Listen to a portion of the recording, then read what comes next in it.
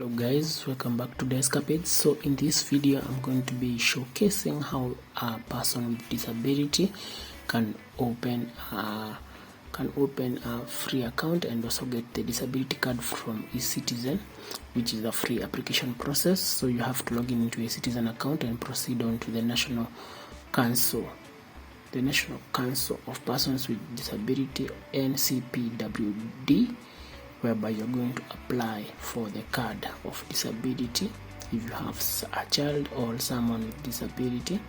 So from here you just continue to go and sign in into this particular portal, and you're going to proceed to their particular portal whereby you're going to find the registration of persons with disability, and also you can also register an organization or apply for an income tax exemption in that particular platform. So for this particular video we are going to continue to the registration of a person with disability.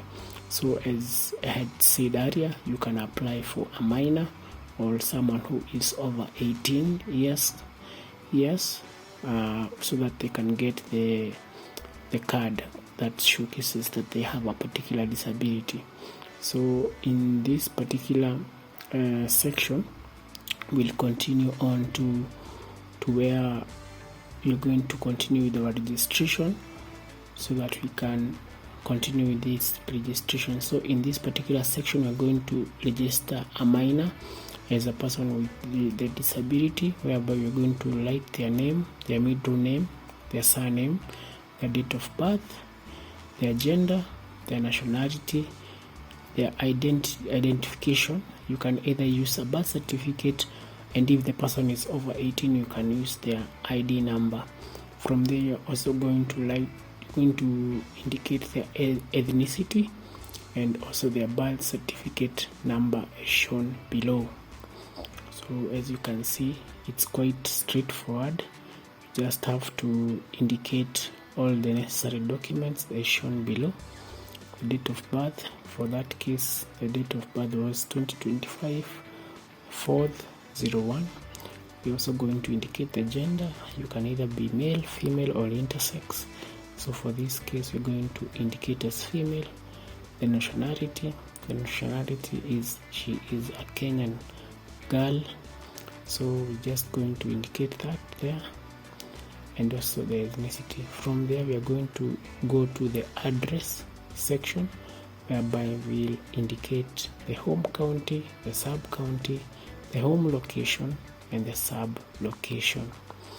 So in this particular section we are going on the ethnicity section, whereby we have indicated as a Kikuyu. Then we also indicate the birth certificate number. So please guys, note that this particular video is just for educational purposes. None of the information that is indicated in the video is consistent. It's just for educational purposes. So in this particular section where there is address, we'll just indicate the home county as Meru, the home sub county as Igembe Central, the home location as Guyuyu, and also the home sub county as Kidego, whereby we're also going to indicate the home village or estate as Meru. The county of resident, this means where the child is living currently with the parents or with the caregiver. So in this particular section the child is living in Kiambu in the sub-county of Roiro and Loiro location, and also the sub-county of Roiro. The village we are going to indicate as Roiro village, whereas the constituency and ward will also have to be indicated so that we can continue. So the constituency is Roiro, but the ward will be the Biashara ward, depending on where you are applying this from. So from there you're just going to indicate your PO box and you're also the postal code. So as you can see, I have indicated that. Then from there we are going to proceed on to the next of kin section, whereby you're going to write the name of the next of kin. Yes, as you can see. Then you're going to indicate the relationship of the next of kin. It can either be a spouse, parent, sibling, relative, guardian, or a friend. So we're just going to indicate maybe that's the parent. From there we are also going to indicate the number of the next of kin, which is indicated right there. In the other section down here, it's going to indicate the academic qualification of the next of kin.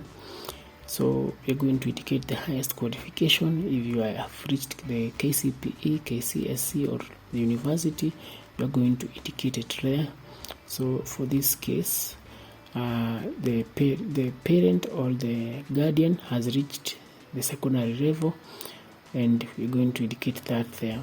We are also going to indicate the profession, whereby in this particular case, the profession of this particular person is a business lady, and also the occupation is a business lady. From there, the type of employment can either be employed, self-employed, or unemployed.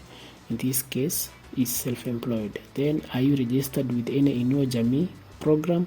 For this case, it's no. Then from there, we're just going to proceed to the next part, where we're going to add more details to the application.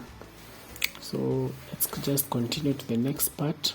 As you can see, you have to indicate the number very well, or it's going to bring a particular error, just like my application has brought over there. But once you fix the number, it's going to proceed to the next part. So let's just complete this number, then we continue to the next part. Yes, the next part, yes. So the next part, it's where we indicate the type of disability that the minor has. It can be either be a visual impairment, a physical impairment, a speech, chronic, dental disability, or mental or autism. So for this case, we're going to indicate as a visual impairment. The subcategory of the impairment is also severe impairment or blind. From there, it's going to ask you how did the person get the impairment. It was either through an accident, through terror, or through birth. And also it's going to ask you at what age did the person get the disability or the impairment, which you also indicate. So you can also see down there, you can someone can have one or two disabilities, so you can add another disability if someone has more than one disability in that particular section. So once you're done with this, you just continue to the next part, whereby you're going to upload the photo of the minor who has the disability, or the person who has the disability. You're also going to upload their birth certificate if they're under 18. If they're over 18, you're going to upload their ID number. From there, you're also going to upload their medical assessment report that you're going to get from a public hospital, which must also be certified by a doctor, showcasing that you had gone, the child had been taken to the public hospital to indicate that the doctor was able to legitimately showcase that the person has a particular disability. So from there, you're going to upload the photo. It must be in JPEG format. Then from there, you're going to upload the birth certificate, which must be in PDF format, as shown below. Yes, we are looking for the birth certificate. It has to be in PDF format, so just looking for it. Yep, and I think we have gotten it. Yes, I think we have gotten it. We upload that, and also we have to upload the medical assessment report, which must also be in PDF format. You should scan it, and it should be in PDF format as shown below. We're just going to scan it, and from there you just to proceed, whereby you have to agree to the terms and conditions, showcasing that each and every information you have given is comprehensive and it's true. So once you have completed that, you will be able to your application will be able to be submitted, and you'll be able to get the person of disability card.